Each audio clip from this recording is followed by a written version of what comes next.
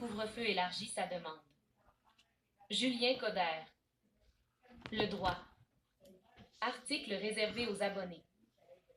Un avocat gatinois qui conteste devant les tribunaux une partie du couvre-feu imposé par Québec est d'avis que le gouvernement agit illégalement en gouvernant par décret.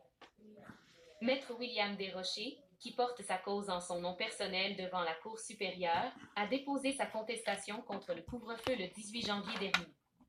Mentionnant que le décret porte atteinte indûment à son droit fondamental à la liberté, l'avocat demandait alors une réponse rapide du procureur général du Québec pour discuter de la mise en état du dossier. Rappelons que le couvre-feu, décrété par le gouvernement Legault le 8 janvier dernier, interdit à quiconque de se trouver hors de sa résidence ou de son terrain résidentiel entre 20h et 5h, à moins que le déplacement soit jugé essentiel. À lire aussi, le couvre-feu contesté devant le tribunal. Le tribunal a ultimement refusé ma demande de gestion urgente, indique Maître Desrochers. L'avocat a donc réagi en déposant une autre demande, cette fois-ci pour l'émission d'une ordonnance de sauvegarde, en attendant qu'un jugement final soit rendu. Cette demande doit d'ailleurs être entendue par la Cour supérieure mercredi matin. La loi sur la santé publique n'a pas la portée que le gouvernement prétend. Maître William Desrochers. C'est cependant en préparant son dossier que Maître Desrochers s'est aperçu qu'il devait encore une fois modifier sa demande pour y inclure un volet supplémentaire. J'ai réalisé quelque chose de plus grave quant à la gestion de la présente crise sanitaire, explique-t-il. Je suis maintenant d'avis que le gouvernement agit illégalement en gouvernant par décret comme il le fait actuellement, et que tous les décrets et arrêtés ministériels adoptés depuis longtemps sont donc illégaux, incluant les mesures sanitaires mises en place. Point. Un gouvernement ne peut indéfiniment, par décret, gérer la présente pandémie sans passer par le pouvoir législatif, peut-on lire dans l'argumentaire du demandeur.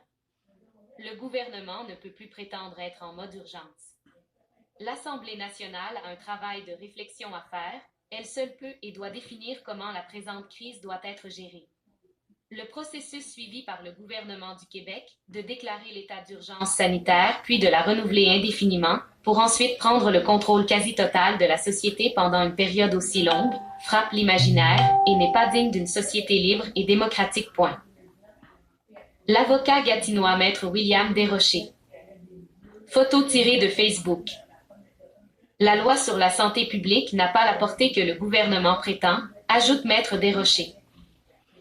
L'avocat gatinois entend donc demander à la Cour supérieure d'accorder 60 jours au gouvernement provincial pour qu'une loi soit adoptée par l'Assemblée nationale, conformément à notre Constitution qui prévoit la séparation des pouvoirs exécutifs, législatifs et judiciaires. Cette demande sera d'ailleurs plaidée lors de l'audition finale, dont la date reste à déterminer. Mon plus grand souhait est que l'audition de mercredi, tout comme l'audition finale, n'ait pas lieu.